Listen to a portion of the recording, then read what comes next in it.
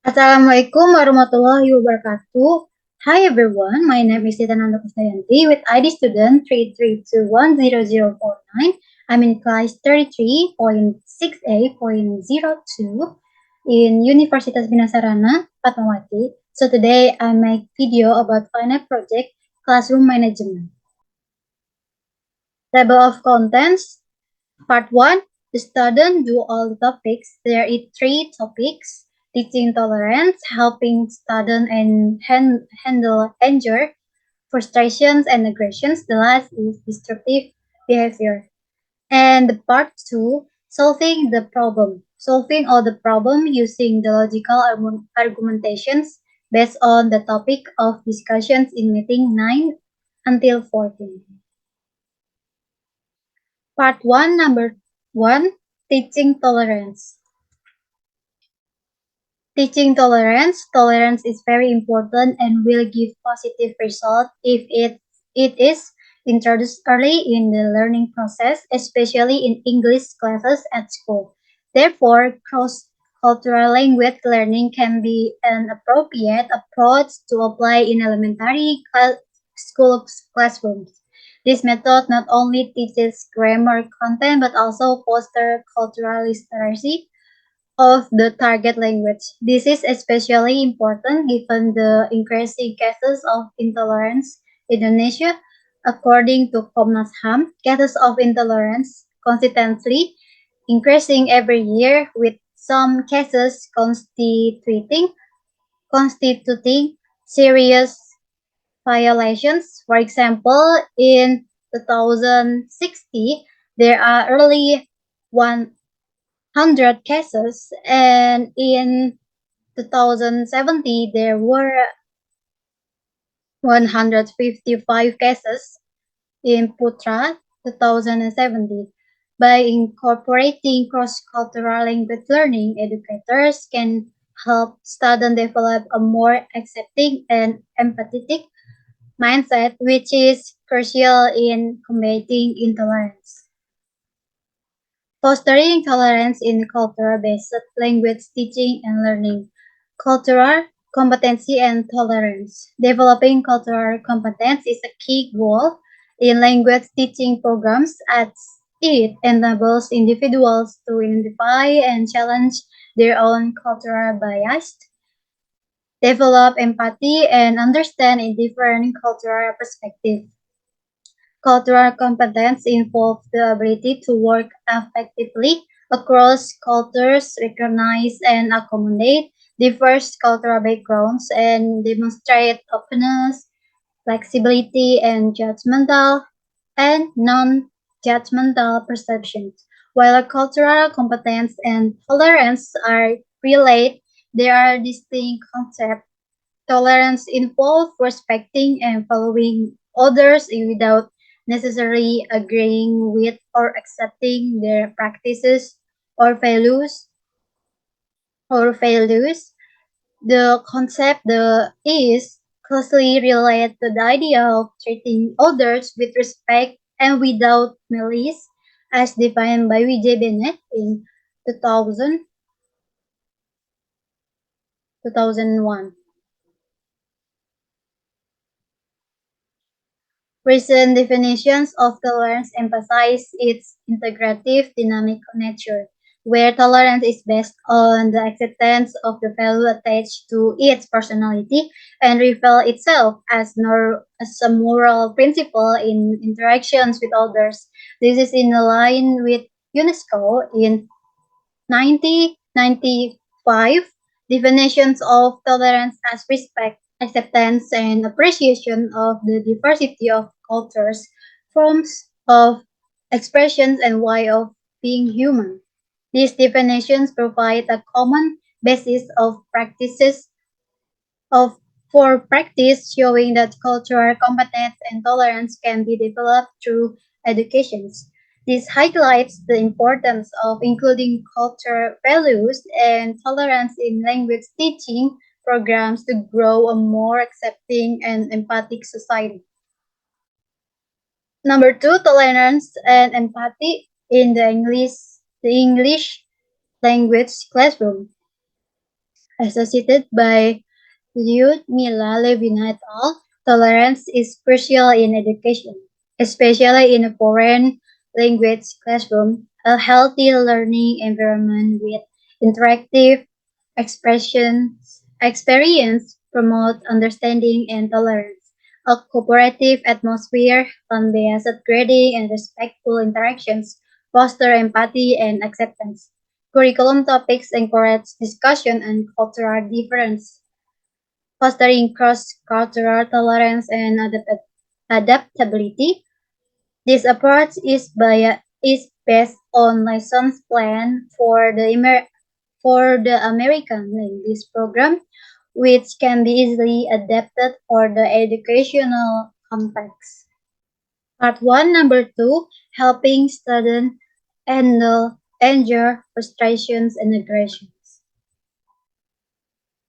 Anger is one of the basic feelings often experienced in daily life. It is a strong feeling of distress in response to certain provocations. People become angry when others attack their personality, treat them unfairly, blame someone's unjustified actions, prevent them from getting what they want, or violate cultural value. By Marby and Key Cole, 2005, the terms anger, hostility, and aggressions are often used interchangeably. However, some researchers consider that hostility, anger, and aggressions might represent the cognitive, affective, and behavioral components of the same multidimensional construct by Bass and Perry in 1992. How to helping students handle anger, frustrations, and aggressions by Dr. Moya O'Brien. Number one, conflict resolutions. Emotions play a big role in keeping the conflict going. Many people come into a situation ready to fight. The main emotions involved here are fear and anger. Sharing emotions can be as important as sharing perceptions by Bodine and Crawford, 1998. In order to successfully resolve conflicts, students need to feel heard, understood, and empowered. Usually in conflict situations, communication is poor and participants are highly suspicious. Students also need to feel valuable and that they are capable. According to Bodine and Crawford in 2003, there are four underlying tenets of conflict resolutions. Number one, conflict is natural. Number two, differences can be acknowledged and appreciated.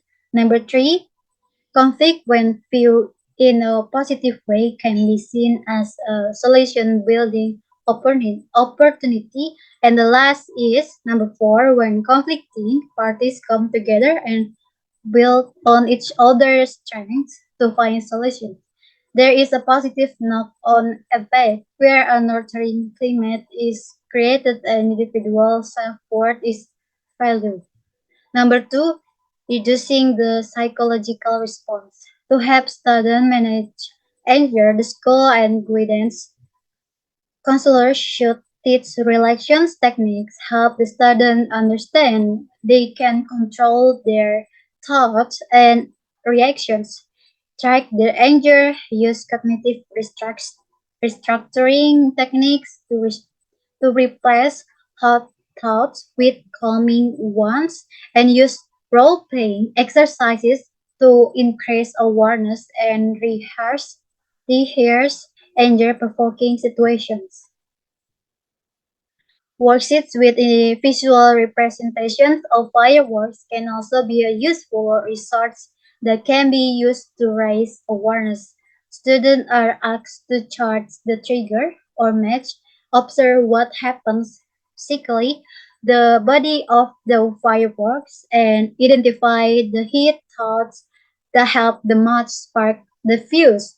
For older students, it is useful to keep the situations. The headings below can be used. Number one, trigger. Who, where, when. Number two, what happened in your body and had or what you were thinking in the situations. And the last, number three, what was the outcome. Number three, teaching skill problem solving and conflict resolutions. If anger is viewed as a way to communicate, then the goal of interactions is to teach more appropriate ways to communicate. Guidance and counselor can work with students in relations to developing problem solving and conflict resolution skills that can be used as an alternative to aggressive behavior. In any problem situation, it is wise to start with the use of reflective listening rather than blaming by Nelson et al. 2001 recommended that we stop telling and start asking. Open questions and reflective listening skills are crucial in teaching students to clarify their needs and goals. It's important to be patient and allow students to find their own solutions. If students have problems, follow up and ensure they're doing well. Problem solving requires skills like problem recognition, reasoning, and memory. Addressing deficits in these areas can help students solve problems. Trusting students' ability to make choices and decisions is essential, and adopting the Adlerian position of driving behavior from the back seat uh, can help implement these ideas. All parties must agree on the solution before it becomes a plan, with choices set by the teacher or guidance counselor. Number four, the last is using mindfulness. Students who have difficulty in managing anger show different behaviors. To intervene effectively, it is crucial to teach new skills, apply the strategies to address behaviors as they occur, and reinforce students to use appropriate communication methods. Similarly, if a student has difficulty controlling their anger, we, de- we identify areas of difficulty and teach the necessary skills. The interventions discussed, such as cognitive behavioral therapy, problem solving, conflict resolution, and relations, have broader applications and are important life skills for all students, not just for those with anger management issue. It is crucial to prioritize teaching this skill, even if it means dedicating 30 minutes to prevention rather than 2 hours to addressing the problem after it arises. A proactive approach is more effective than a reactive approach. Part 1, number 3, disruptive behavior. One definition of disruptive behavior is put forward by Bidel and Deacon, 2010, who state that disruptive behavior can be defined as visible behaviors that occur in the classroom that disturb the teacher and or other students. For example, refusing to cooperate or interact in classroom activities, ignoring the rights of others, not paying attention to lessons, making noise, and leaving seat without permission. From the above definitions of destructive behavior, the researcher conclude that a student is considered disruptive when he or she engages in behavior that disrupts the learning process in a significant way. Indicators of disruptive behavior in the classroom. Characteristics of disruptive behavior might differ for each age level according to Arbuckle and Little as cited in Wicaksono 2013.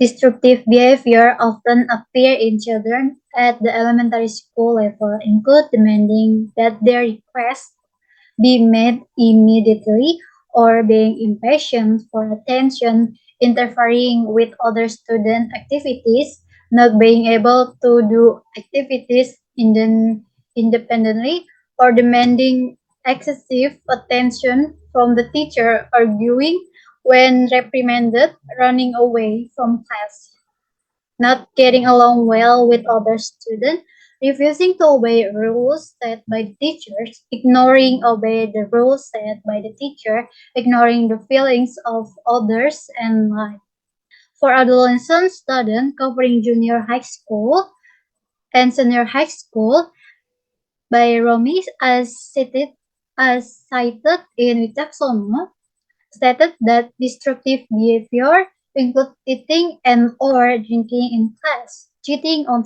tests, leaving the seat without permissions, not doing homework, forgetting to bring homework, being late for class, smoking in class, skipping class, arguing with teachers, forging parents' signature, not paying attention to lessons, throwing things and exchanging paper and exchanging notes.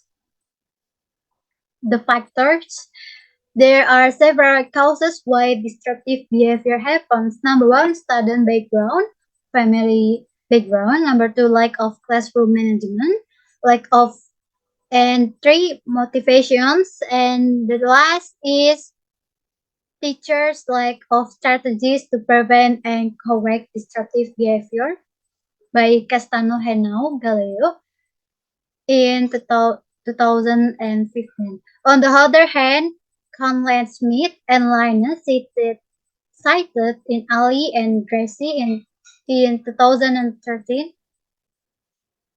explain that the causes of destructive behavior can be seen through three forms: physical problem, emotional challenge, and environmental factors.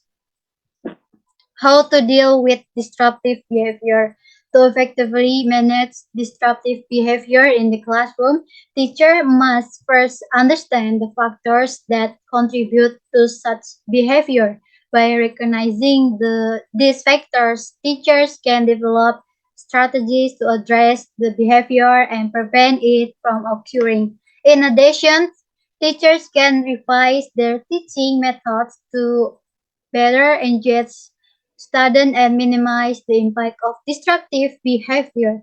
This can include making teaching more motivating and interactive, which can help students become more interested in their studies and behave better. Ultimately, teachers should prioritize providing awareness on how address these issues and implement effective classroom management strategies to create a more productive learning environment. Part 2, number 1, solving the problem.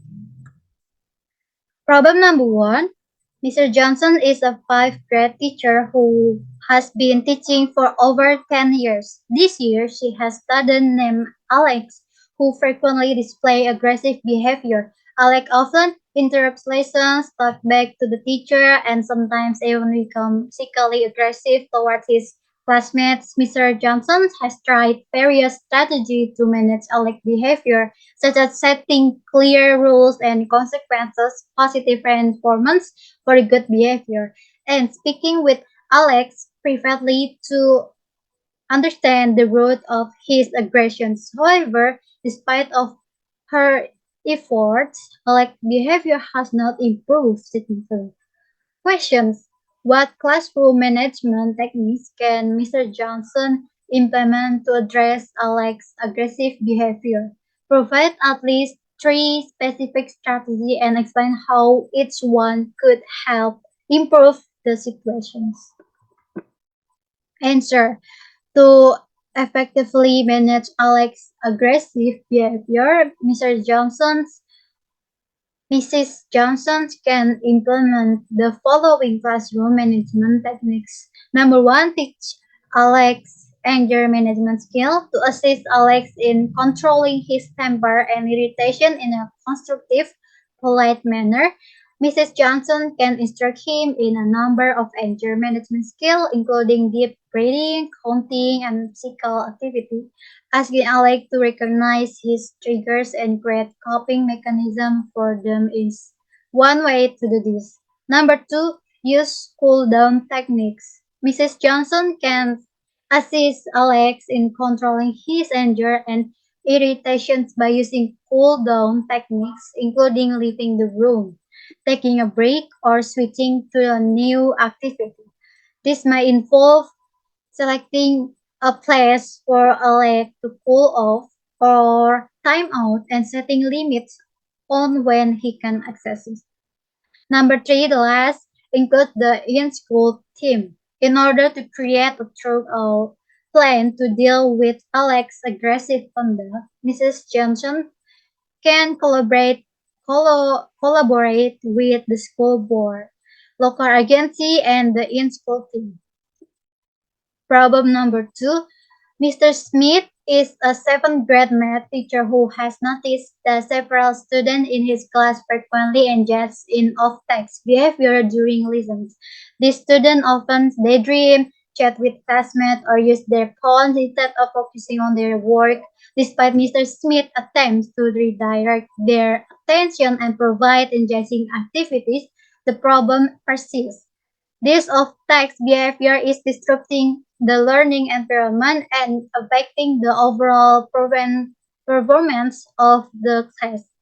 Questions: what strategy can Mr. Smith use to increase on-text behavior and decrease off-text behavior? Provide at least three specific strategies and explain how each one could help address the issue. To address off-track behavior in the classroom, Mrs. Smith can implement the following stage strategy. Number one, evaluate the needs of the student. Define the learning objectives and the needs of the student. For example, if a student is not paying attention, Mr. Smith can assess the learning purpose of engaging the student in the lecture session and help the student focus on the subject. Number two, establish learning objectives. Set the goals for the learning and create the activities that will help the learners reach them. For instance, Mr. Smith can create activities like standing next to the student, making eye contact, and likely tapping the student hand to improve input if the learning purpose is to get the student involved in the lecture. Number three, teaching activities create classes that are interesting and relevant to the student. To keep pupils interested, Mr. Smith could, for example, employ interactive exercise, role playing, or group discussions. And the last is get preparation for the learning activities. Set up the classroom and make sure all the necessary supplies are on hand to get ready for the learning activities. For example, Mr. Smith can arrange the supplies in the classroom and make sure each kit is set up so they can readily engage in the activity. Problem number three, Mrs. Brown is an eighth grade English teacher who is facing challenges with a student named Jake. Jake frequently exhibits disruptive behavior in class, such as talking out of turn, making inappropriate comments, and distracting all other students. Despite Mrs. Brown's attempt to manage the behavior through verbal warnings and setting change, Jake's behavior has not improved. This disruptive behavior is affecting the learning environment and making it difficult for other students to concentrate on their work. Question is, what specific strategies can Mrs. Brown implement to manage Jake's disruptive behavior? Provide at least three strategies and explain how each one could help address the issue. Ensure, answer, to prevent disruptive behavior in the classroom, Mrs. Brown can implement the following strategies. Discuss classroom norms and expectations. Number one, discuss classroom norms and expectations on the first day of the class. Remind students of these norms throughout the semester. This strategy involves setting clear expectations for classroom behavior from the beginning of the semester. By discussing norms and expectations on the first day of class, you can establish a positive and respectful classroom environment. Reminding students of these norms throughout the semester can help reinforce the expectation and prevent disruptive behavior. Number two, share control and responsibility. Ask students on the first day what the norms for classroom behavior should be. Add their idea to your list.